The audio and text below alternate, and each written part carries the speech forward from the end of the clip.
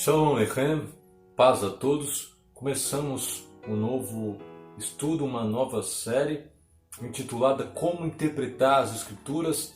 Esse é o nosso guia de estudos, escrito por Frank Hazel e Michael Hazel, ambos teólogos, um é professor de teologia e o outro é diretor associado do Instituto Bíblico de Pesquisa da Associação Geral da Igreja Adventista do Sétimo Dia. Nós vamos estudar nesse trimestre, esses 3 meses, sobre basicamente princípios, regras para se interpretar o texto bíblico, ou seja, hermenêutica. Bem, talvez você não conheça essa palavra, não faça parte do seu vocabulário, ou para alguns, sim. Afinal de contas, existe a hermenêutica jurídica, a hermenêutica na literatura e também existe a hermenêutica bíblica. Afinal de contas, a Bíblia, ela é de um lado a palavra de Deus, mas também é literatura. É preciso interpretar.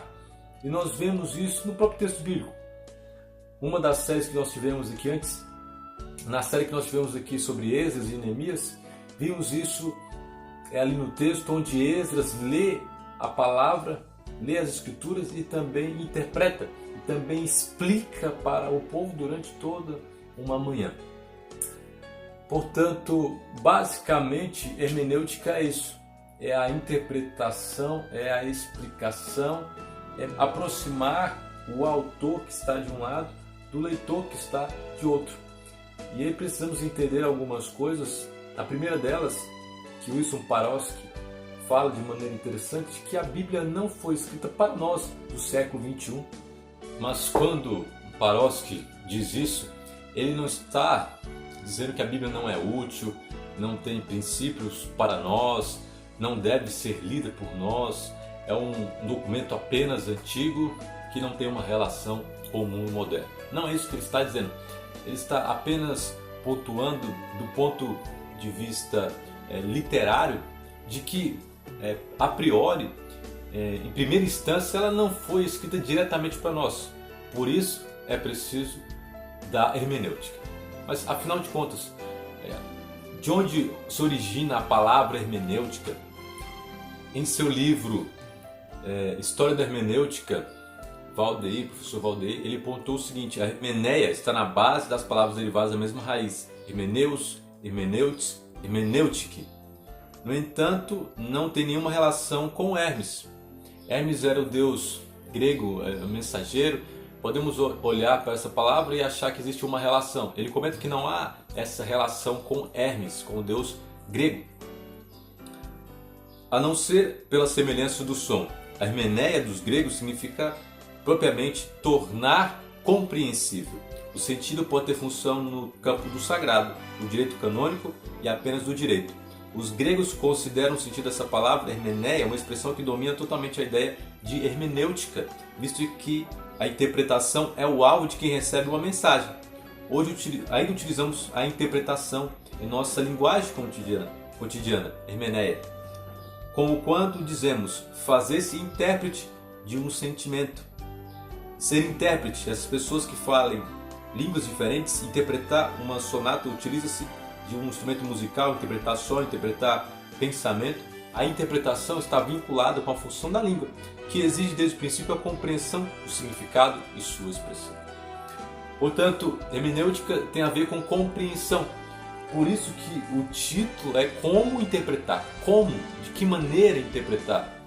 Como vamos entender o significado da Bíblia? Quais os instrumentos, quais métodos utilizar? Então, ao longo desse trimestre, vamos estar aprendendo mais sobre isso. E a primeira lição, a lição dessa semana, tem o título A Singularidade da Bíblia.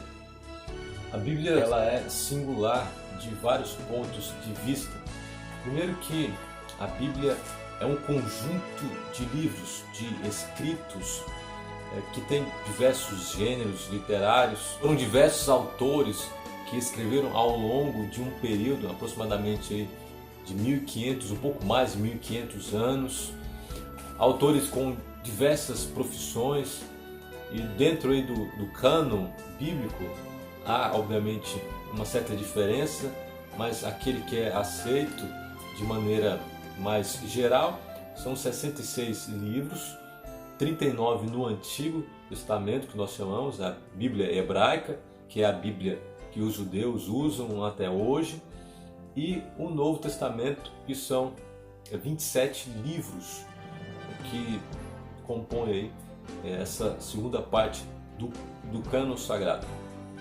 E a gente não vai entrar aqui na discussão do cânon, em outro momento a gente pode falar sobre isso, podemos entrar quando é que se fecharam esses livros, quais foram os critérios, se teve critérios, por que os livros apócrifos, pseudepígrafos, não entraram, se tem alguma importância, os chamados deuterocanônicos, se eles têm alguma importância, se podemos ler Macabeus, Tobias, ou não, se você não pode nem olhar para eles. A gente pode depois entrar nessas discussões periféricas, aqui apenas um apanhado geral. E do ponto de vista literário, a Bíblia tem um importante valor. Mesmo aqueles que não reconhecem o texto bíblico como um texto sagrado, um texto de fato inspirado por Deus, pelo menos do ponto de vista literário, compreendem que o texto ele é rico, ele é belo, ele é inspirador. E aí, ao longo da história, muitos escritores se inspiraram no texto bíblico para fazerem as suas obras, fizeram até referências ao texto bíblico, a Eclesiastes, os livros de Moisés e outras partes do texto bíblico. E se formos comparar as literaturas, os manuscritos antigos que existentes até o momento foram achados da Bíblia e das literaturas, a Bíblia é o livro que tem mais manuscritos antigos. Olha que interessante, só o Novo Testamento tem mais de 24.600 manuscritos. Aí entra uma ciência chamada de crítica textual, que vai analisar os manuscritos antigos, que vai analisar o texto todo. Segunda obra, muito conhecida, muito importante, inclusive Alexandre o Grande levava para onde ele ia, é a Ilíada de Homero, que tem um pouco mais de 263 cópias, manuscritos antigos, e depois vem Heródoto com 8, e também os originais de Platão, que tem 7. A Bíblia foi o primeiro livro a ser traduzido, o primeiro a ser publicado na imprensa do Ocidente, com a criação da imprensa através de Gutenberg. É o primeiro a ser distribuído em tantas línguas a ponto de ser lido por 95% da população da Terra atualmente.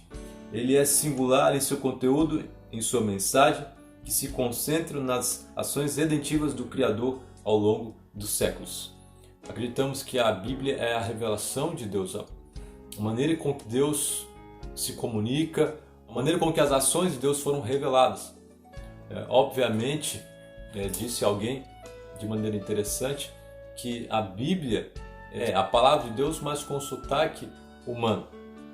Os autores, eles também tinham ali uma compreensão de mundo, um vocabulário. Tudo isso influenciou ao escreverem o texto bíblico. Até a sua própria formação, se é uma pessoa mais culta ou não, aquele que é mais letrado vai escrever de maneira diferente. Mas, obviamente, por trás disso estava o Espírito Santo. Vamos estudar um pouco mais sobre isso na próxima semana, que é sobre a inspiração, a origem e natureza da palavra de Deus.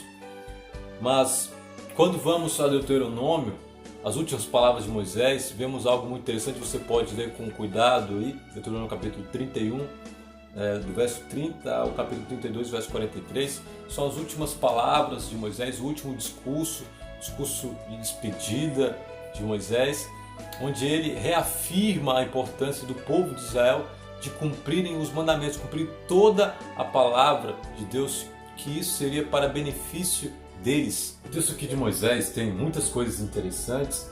Ele fala da rocha, que é Deus, que é o Eterno. Olha o que ele diz aqui no capítulo 32, verso 4.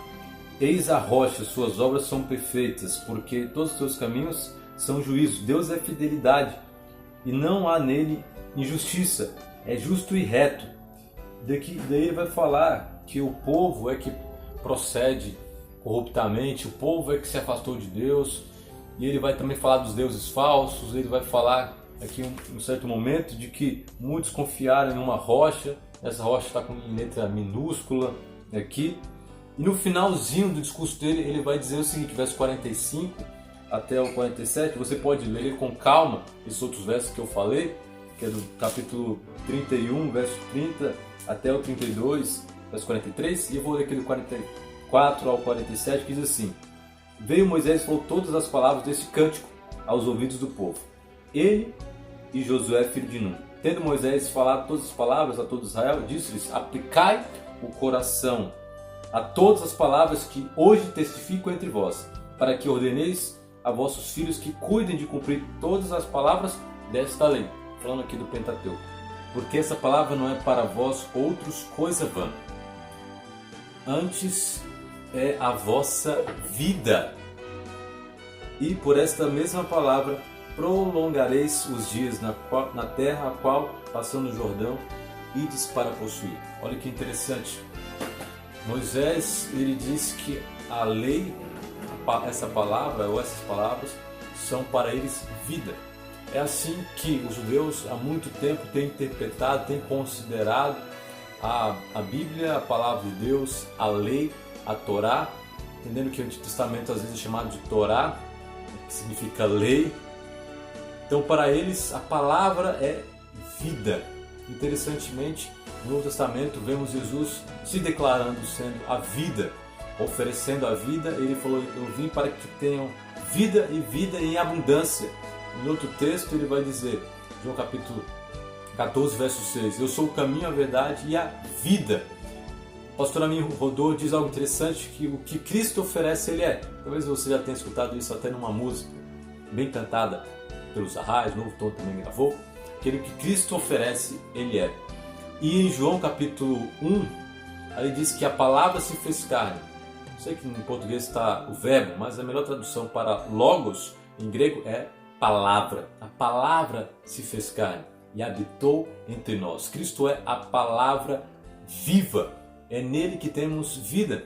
E a Bíblia revela a Cristo, revela as profecias que apontam para a história da salvação. A Bíblia tem aquilo que é necessário para a nossa salvação. O próximo ponto em relação a quem escreveu a Bíblia. Nós já comentamos um pouco sobre isso, de que ao olharmos para a Bíblia, percebemos uma diversidade de escritos, uma diversidade de gêneros, e é importante termos em mente isso, é importante tentarmos entender quem era o autor, quem era Davi, quem era Moisés, escreveu uma grande parte do texto bíblico, o Pentateuco todo ali, possivelmente o livro de Jó também, quem era Paulo, que escreveu a maior parte do Novo Testamento, quem era Mateus, quem era Marcos, quem era João. É importante sabermos quem era o autor, vai influenciar de certa forma também o escrito. Obviamente a gente tem aqui o material, o escrito, nem sempre temos todas as pistas, todo o entendimento. Por exemplo, você pega uma carta de Paulo, algumas cartas são mais gerais, outras cartas são mais específicas, problemas específicos ali. É claro que tem princípios gerais, mas nós temos só a carta, nós não temos a resposta da igreja, nós não temos qual que eram os problemas lá. Então a partir das cartas você tem que mapear. O estudo bíblico, obviamente, ele não é fácil, ele é complexo. Vamos então para o aspecto de profecias também. Acabamos de sair de uma série sobre Daniel aqui no canal. Os autores do texto bíblico, eles tinham diversas formações, né? Você vai ver, por exemplo, Amós, que era boiadeiro, os discípulos de Jesus, que eram pescadores. É claro que a gente tem que entender que, apesar da Bíblia falar que eles eram iletrados, incultos, eles escreviam e em outra língua ainda, porque eles escreveram o Novo Testamento em grego. Então eles não tinham um estudo formal, um estudo para ser um rabi, um estudo mais aprofundado, mas obviamente eles viram o texto bíblico em hebraico e também escreveram em grego. Então a gente tinha conhecimento de uma outra língua. É claro, se a gente pegar, não estou fazendo uma análise tão detalhada, mas se a gente pegar os escritos, o vocabulário do Novo Testamento deles, dos apóstolos, né, tirando Lucas, que não foi diretamente um apóstolo de Jesus, mas que escreveu o Evangelho, O grego é um grego muito pobre, muito simples, poucas palavras. O de Lucas é um pouco mais culto. Paulo também é um grego muito bom, não é como o de Lucas, mas a frase dele, o pensamento de Paulo é muito complexo. Então tinha pessoas cultas, Lucas, médico, Paulo, que possivelmente é formado em direito, e um rabino também, Moisés, alguém que tinha um conhecimento muito vasto da cultura egípcia, que foi criado ali junto ao rei, ao faraó. Isaías também, que era alguém da corte, Daniel, que era um estadista, que acabamos de ver uma série sobre Daniel, você pode acompanhar. Essa série não está finalizada, ainda faltam alguns capítulos ainda. Dentre outros. Mas é claro que o Espírito Santo estava guiando esses para escrever. Vamos estudar sobre isso na próxima semana, como eu já falei aqui. Apenas um texto aqui do livro Mensagens Escolhidas, de Ellen White, onde ela fala o seguinte: foi do agrado de Deus comunicar a sua verdade ao mundo mediante instrumentos humanos. E Ele próprio, por seu Santo Espírito, habilitou e autorizou homens a fazer sua obra. Ele guiou a mente na escolha do que dizer e do que escrever. O tesouro foi confiado a vasos de barro. Todavia não é por isso menos do céu. Ellen White, Mensagens Escolhidas, volume 1, página 26. Portanto, quando o texto fala de homens santos, santos é no sentido de separados. Não eram perfeitos, a gente vê isso no próprio texto bíblico. Alguns eram jovens, outros velhos. Alguns foram testemunhas oculares dos fatos, relataram isso, daquilo que viram. Outros fizeram investigação pessoal dos eventos ou usaram cuidadosamente documentos existentes, como Lucas o fez. Mas toda a Bíblia é inspirada por Deus. Outro aspecto, temos mais 3 pontos para tocar. Vou tocar de maneira bem resumida, de maneira rápida. Primeiro, a Bíblia como profecia, a Bíblia como história. E por último, o poder transformador da Bíblia. A Bíblia tem 30% composto de literatura profética e profecias. Onde, obviamente, quando se fala de profecias, pensamos nas predições, mas de maneira ampla, de maneira semântica, profecia pode se referir a toda a Bíblia. A palavra da profecia, como é chamado no texto bíblico. Então a Bíblia toda é fruto da profecia, é fruto da revelação. Profecia não é somente a questão da predição, mas obviamente há muitas profecias, mas um dos pontos é que as profecias apontadas pela Bíblia, elas se cumpriram ao longo da história, elas estão se cumprindo. Quando você pega, por exemplo, o capítulo 2 de Daniel, nós já vimos aqui que existe uma crítica em relação ao livro de Daniel, que ele foi escrito posteriormente e tal, mas é um livro muito coeso que foi escrito sim, possivelmente na época de Daniel, pela coesão do livro. Então você olha para o capítulo 2, tudo aquilo que o capítulo 2 fala, capítulo 7 também, aconteceu. Os reinos vieram e passaram, né? Babilônia, Medopécia, Grécia, Roma e também a Europa moderna. Então a Bíblia é repleta de profecias que se cumpriram, estão se cumprindo. Mateus 24, por exemplo, Jesus falou essas palavras, guerras, rumores de guerra. Nós vamos ter uma lição mais para frente especificamente sobre isso. Já o próximo aspecto é a Bíblia como história. A Bíblia apresenta Deus se relacionando com a história, intervindo na história. Diferentemente de crenças pagãs, onde a história é cíclica, a Bíblia não apresenta uma história cíclica, mas uma história linear. Diferente da visão de muitas religiões, desde o Egito Antigo às religiões orientais modernas. Diferentemente da crença de outros povos, onde os deuses ficam no mundo deles, são atemporais, Deus da Bíblia não, ele se relaciona sim com o tempo, ele se relaciona com a história. Isso é interessante, como Oscar Cullmann comenta no seu livro Cristo e o Tempo. Deus não é atemporal, como alguns acreditam, mas enfim, essa é uma discussão, mas teremos uma lição sobre isso, sobre a Bíblia e a história. Ela relata a história do povo de Israel, da igreja, e é uma progressão. O próximo aspecto, o último ponto da singularidade da Bíblia é que ela é diferente dos outros livros. Você pode ler um bom livro, temos que ler outras coisas, temos que ler os clássicos, literatura brasileira. Eu gosto dessa área de literatura, acho muito importante a leitura de livros, de diversos livros, mas a Bíblia é singular. Você pode levar ali um livro de Platão, de Aristóteles, colocar... Será que um livro de Platão, de Aristóteles ou qualquer outro livro pode realizar uma mudança de alguém que está no fundo do poço, uma situação bem difícil, como a Bíblia faz? Acho bem difícil. A Bíblia, é claro, não somente estudá-la puramente, mas quando ela é aplicada no coração, quando ela é vivida, ela pode transformar com certeza a vida. Então, o nosso guia de estudos conta a história de Josias, que encontrou, o rei de Israel que encontrou o livro da lei, possivelmente Pentateuco ou mais especificamente Deuteronômio. Ele leu e também tomou uma atitude drástica, uma atitude de rasgar as suas vestes diante das palavras da aliança. E ele decide mudar a sua vida e, claro, isso influenciaria toda a nação de Israel. Sabe, quando entramos em contato com a Bíblia, precisamos também tomar uma decisão. Ela nos chama a tomar uma decisão. Você com certeza conhece a história de pessoas que foram transformadas pela palavra de Deus. Eu vou deixar na descrição o testemunho de um amigo, Mateus, onde ele, de fumar, usando folhas da Bíblia, e ele foi transformado pelo poder da palavra, por essa Bíblia que estava quase destruída. Permita que Cristo transforme a sua vida. O salmista diz: crie-me, ó Deus, um coração novo. O verbo usado aqui, a gente vai estudar mais para frente sobre Gênesis também, como fundamento da Bíblia. O verbo usado aqui é o bará. Em hebraico, esse verbo é usado unicamente e exclusivamente para Deus. Só Deus pode transformar a nossa vida. Para finalizar, Ellen White diz o seguinte, em Grande Conflito, página 9, em sua palavra, Deus conferiu aos homens o conhecimento necessário para a salvação.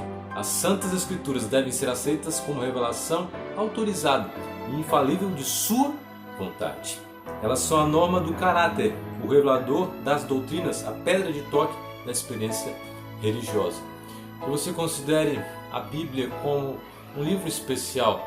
Dedique tempo para estudá-la e nós vamos aqui continuar vendo princípios, vendo como estudar as Escrituras Sagradas. Que Deus te ajude, Deus transforme a tua vida. Somente Ele pode transformar a nossa vida. Mas é claro, precisamos estudar a Bíblia, precisamos conhecer acerca dele a cada dia. Continue acompanhando esse canal, curta, compartilhe para seus amigos também. Vamos juntos estudar a Palavra de Deus. Um abraço.